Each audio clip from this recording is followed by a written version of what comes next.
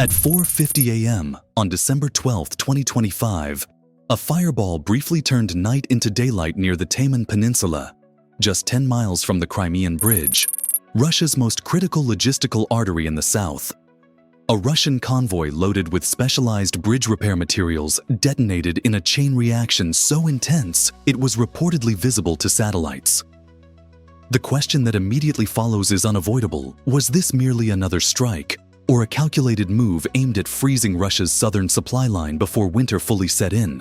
According to battlefield reporting and satellite imagery reviewed by Western analysts, the convoy consisted of nearly 30 KAMAZ trucks carrying custom hydraulic couplings, industrial oxygen tanks, and structural components essential for restoring the damaged spans of the Crimean Bridge.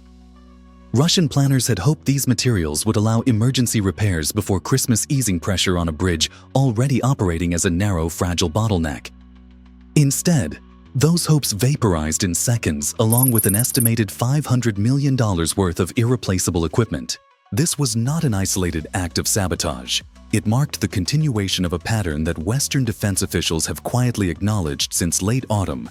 Ukraine is no longer focusing solely on frontline engagements, but on systematic strangulation of Russian logistics, especially infrastructure tied to Crimea and the southern front. Energy depots, rail junctions, repair convoys, and bridge components have all become high-priority targets. The audience should ask itself here, can any army sustain large-scale operations when its repair and resupply lifelines are repeatedly severed? Witness accounts and intercepted communications suggest the convoy was halted at a temporary checkpoint near Taman due to heightened security alerts. Ironically, this delay likely amplified the damage.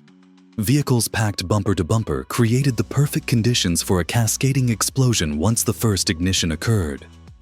Russian emergency responders arriving on scene reportedly found molten metal, where hydraulic couplings had once been stored components that cannot simply be reordered under existing sanctions. From a broader NATO perspective, the implications extend far beyond the blast site.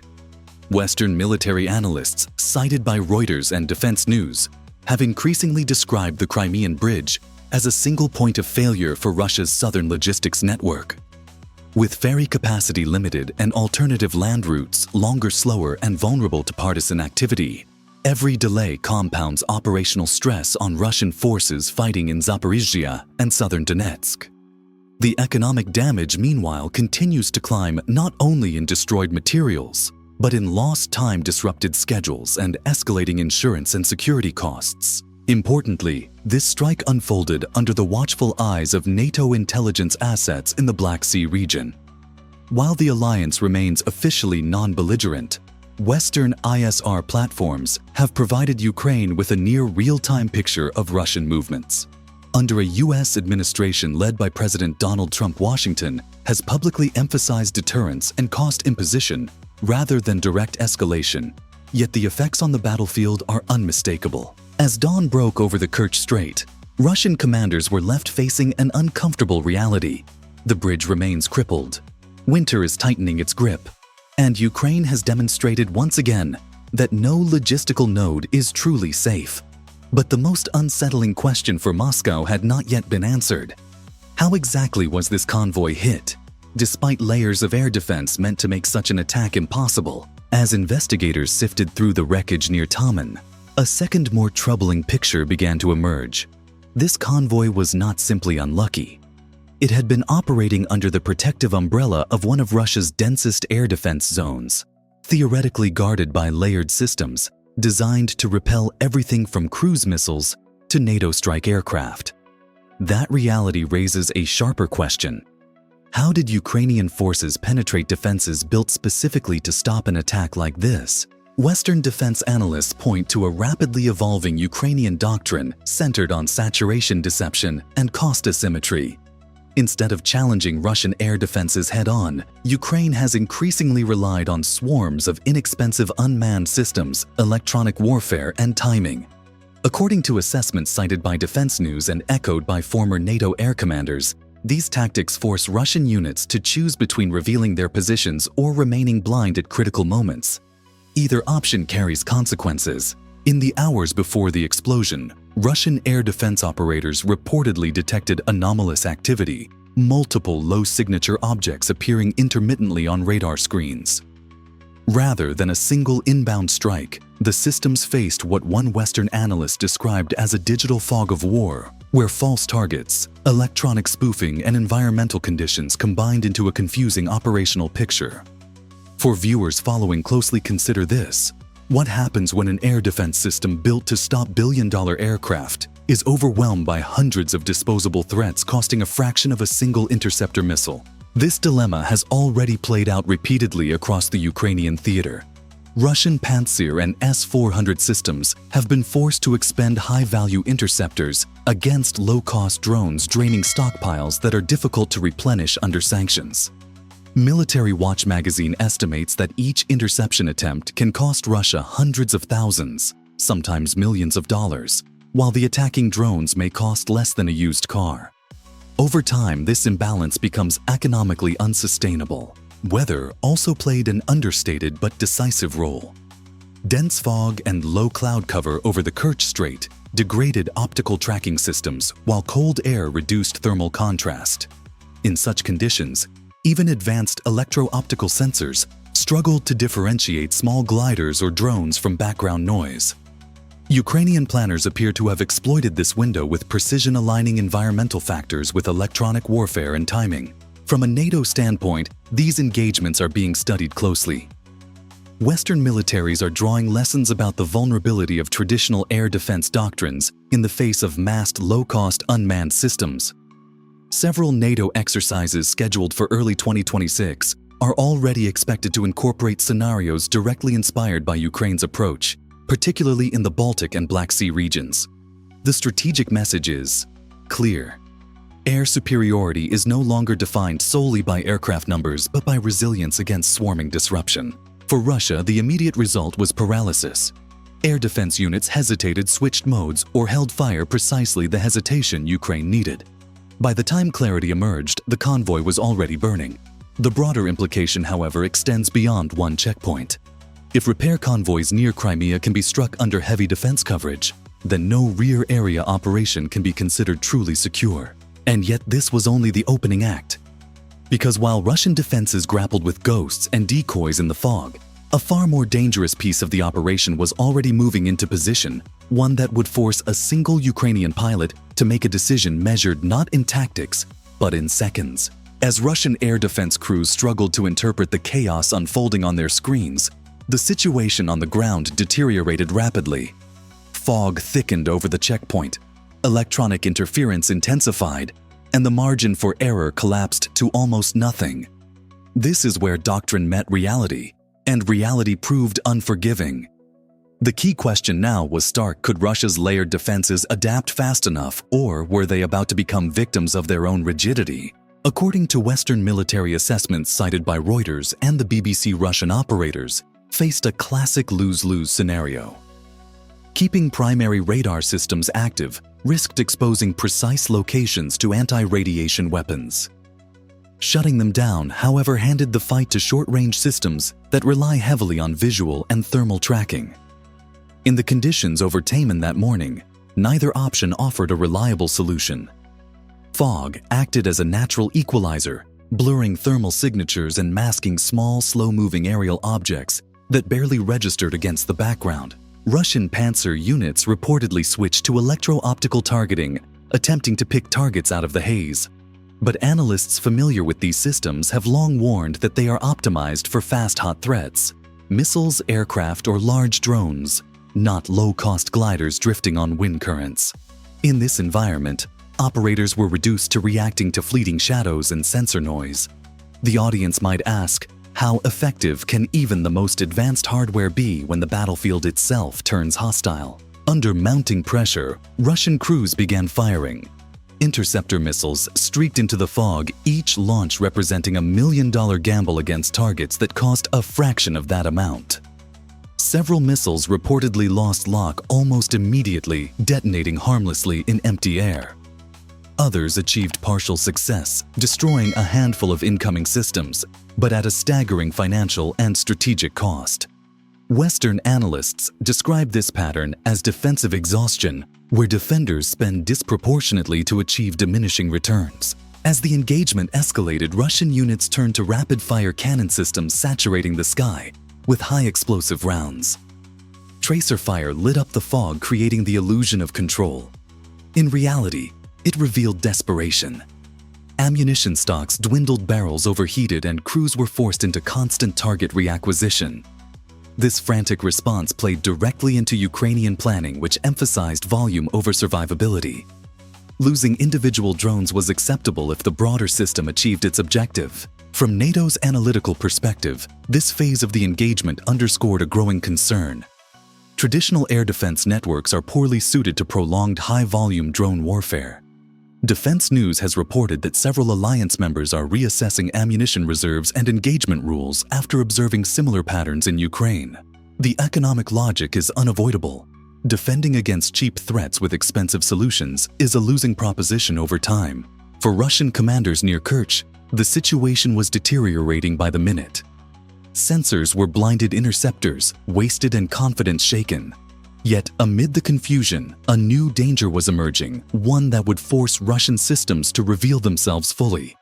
Somewhere beyond the fog, a manned aircraft was approaching low and fast, exploiting the very gaps this chaos had opened. The defensive struggle had reached its breaking point. What came next would no longer be a battle of systems but a test of nerve, one that could redefine the outcome of the entire operation. While Russian gunners fought ghosts in the fog, a far more dangerous phase of the operation was unfolding just above the Black Sea surface. Flying low enough to disappear beneath radar coverage, a Ukrainian F-16 approached the engagement zone at high subsonic speed. The moment marked a decisive escalation, and it raises a chilling question for any modern military planner. What happens when a manned aircraft deliberately enters airspace, believed to be sealed by top-tier air defenses? Western analysts later described this maneuver as a calculated gamble rooted in timing rather than bravado. By forcing Russian air defense units into reactive mode, Ukraine had created fleeting gaps, seconds-long windows where sensors were blinded, crews were overwhelmed, and command and control coherence broke down.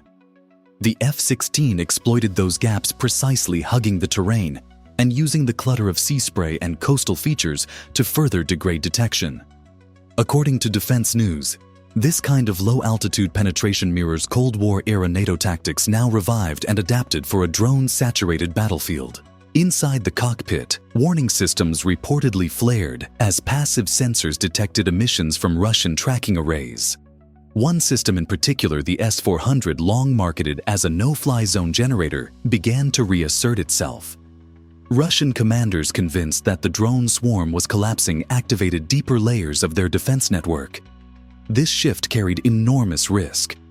By lighting up long-range sensors, they revealed their positions to Western intelligence assets, monitoring the region, adding another data point to NATO's evolving understanding of Russian air defense behavior. The audience should pause here and consider: was Russia forced into this move, or did Ukraine deliberately engineer it? Many Western experts lean toward the latter. By baiting Russian defenses with expendable systems, Ukraine compelled commanders to expose strategic assets they would normally protect at all costs. The F-16's role was not to duel air defenses directly, but to deliver precision weapons from an unexpected angle and escape before reaction times caught up. As Russian missile batteries transitioned into engagement mode, long-range interceptors were launched, missiles capable of reaching hypersonic speeds within seconds. Under normal conditions, survival odds for a lone aircraft in this scenario would be grim. Yet conditions were anything but normal. Electronic warfare interference, environmental clutter, and the after-effects of prolonged defensive firing combined to degrade missile guidance. The pilot executed aggressive maneuvers, converting speed into altitude and back again, forcing interceptors to constantly recalibrate. Western air combat analysts describe this as energy warfare, where survival hinges on managing velocity angles and timing rather than firepower. From a NATO strategic lens, this moment carried broader significance. It demonstrated that even the most advanced integrated air defense systems can be stressed into vulnerability through multi-domain pressure drones, electronic warfare, weather, and manned aircraft acting in concert. Under President Donald Trump, U.S. defense officials have emphasized exactly this type of layered deterrence model, where adversaries are overwhelmed not by one weapon, but by synchronized complexity. As Russian missiles closed in, the engagement teetered on a knife's edge. Either the F-16 would be neutralized, handing Moscow a symbolic victory, or something far more damaging was about to slip through the chaos unseen and unstoppable. What followed was not a prolonged dogfight, but a brief, violent exchange measured in seconds, an interval in which decisions carried strategic weight far beyond a single aircraft. As Russian interceptors raced toward the Ukrainian F-16, electronic noise suddenly spiked across multiple frequencies. To observers tracking the battle in real time, the picture shifted again. Raising a critical question was this: the moment Russia regained control, or the instant it lost the entire operation? Western military analysts later described this phase as an act of calculated sacrifice. Several Ukrainian unmanned platforms loitering at altitude abruptly altered course, pushing directly into the engagement envelope. Their purpose was not to survive, but to deceive. By broadcasting exaggerated radar signatures, these systems mimicked the profile of larger aircraft, drawing Russian missiles away from their true target. One interceptor detonated mid-air after locking onto the false signal, its destruction briefly lighting the sky above the Kerch Strait. For Russian commanders on the ground, the explosion appeared decisive. Believing the Ukrainian aircraft neutralized, orders were reportedly given to stand down elements of the defense network. This assumption would prove catastrophic. Precision-guided munitions released moments earlier were already descending silent and unseen, guided only by inertial navigation and last-second corrections. The first impact struck the heart of the convoy. Instead of targeting armored vehicles or radar units, the weapon penetrated a truck carrying industrial oxygen tanks, an intentional choice. Military engineers cited by Defense News explained that oxygen-rich cargo dramatically amplifies secondary explosions, transforming a single detonation into a cascading inferno. Within milliseconds, adjacent fuel and hydraulic fluid containers ruptured, feeding the blaze and triggering a chain reaction across the tightly packed vehicles. Satellite imagery reviewed later showed a rapidly expanding thermal signature overwhelming nearby equipment. Air defense vehicles positioned to protect the convoy were engulfed by heat and debris, their sensitive electronics rendered useless. Ammunition cooked off inside launch tubes, compounding the destruction. The checkpoint effectively ceased to exist. From 12 miles away, the escaping F-16 pilot reportedly observed the horizon ignite, a visual confirmation that the mission's true objective had been achieved. For Russia, the loss went far beyond trucks and equipment. The specialized components destroyed were custom fabricated under sanctions, with replacement timelines measured in months, not weeks. Western economic analysts estimate that delays in restoring the Crimean Bridge will ripple through Russia's southern military logistics well into the next campaign season. NATO observers were quick to note the strategic precision of the strike. By targeting repair capacity rather than the bridge itself, Ukraine achieved a longer-lasting effect at lower risk. Under President Donald Trump, U.S. officials have repeatedly framed such outcomes as cost imposition victories, forcing adversaries to expend disproportionate resources to maintain basic functionality. As fires burned through the early morning, Russian commanders were left grappling with a new reality: their defenses had held just long enough to fail at the decisive moment. And the consequences of that failure were only beginning to unfold, both on the battlefield and far beyond it. As emergency crews struggled to contain the inferno near Taman, the strategic consequences of the strike began to crystallize across multiple levels of the war. What burned that morning was not just a convoy, but a carefully timed attempt to stabilize Russia's southern logistics before winter. The larger question now confronting Moscow and closely watched in Western capitals is stark. How long can Russia sustain large-scale operations when its repair and resupply systems are systematically dismantled? According to post-strike assessments cited by Reuters and DW, the destruction of the repair convoy effectively froze meaningful restoration work on the Crimean Bridge. The specialized hydraulic couplings and structural components lost in the blast were custom-manufactured items sourced through complex sanction evasion networks. Replacing them will require months of negotiation, fabrication, and transport time Russia does not have. Until then, the bridge remains a fragile single-lane artery operating far below required capacity. The economic damage compounds daily. Russian logistics units must now reroute fuel, ammunition, and heavy equipment through longer mainland corridors, already under strain from partisan activity and Ukrainian long-range strikes. Defense economists estimate that each additional week of disruption adds tens of millions of dollars in transport security and maintenance costs, while reducing the tempo of frontline operations. In modern warfare, such friction accumulates faster than battlefield losses. From a NATO perspective, this strike reinforces a broader assessment taking shape in alliance briefings. Ukraine has shifted decisively from attritional defense to strategic denial.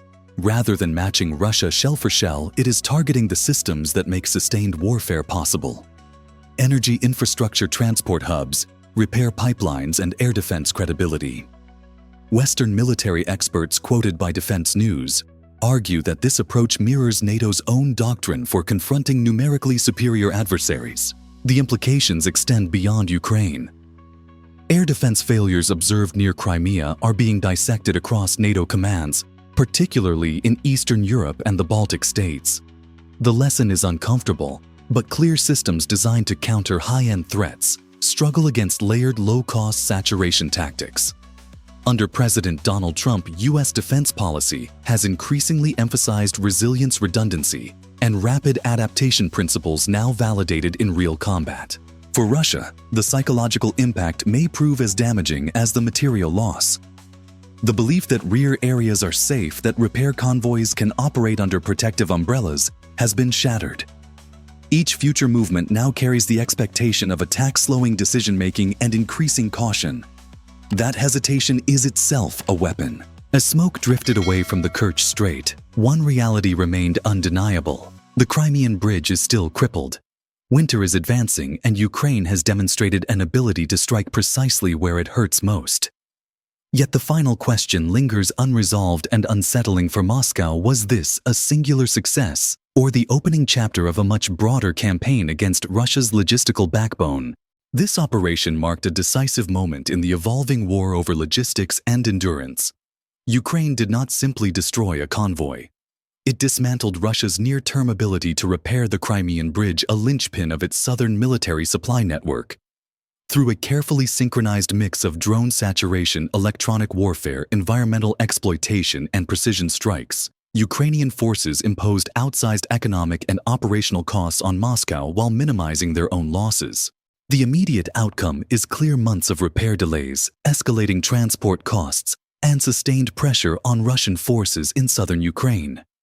Strategically, the strike exposed systemic weaknesses in Russia's air defense doctrine and reinforced NATO's assessment that layered low-cost attacks can overwhelm even the most advanced systems. Under President Donald Trump, Western strategy has increasingly focused on exactly this kind of cost imposition and denial approach, and Ukraine is now executing it in real time. Looking ahead, the question is not whether Russia will attempt to adapt, but whether it can do so quickly enough. Can Moscow secure its logistics under constant threat? Or will each repair effort become another high-risk gamble? What do you think? Has Ukraine found a sustainable formula for crippling Russian operations? Or will Russia eventually close these gaps? Share your thoughts. And if you found this analysis valuable, don't forget to subscribe for more in-depth coverage of the strategies shaping modern warfare.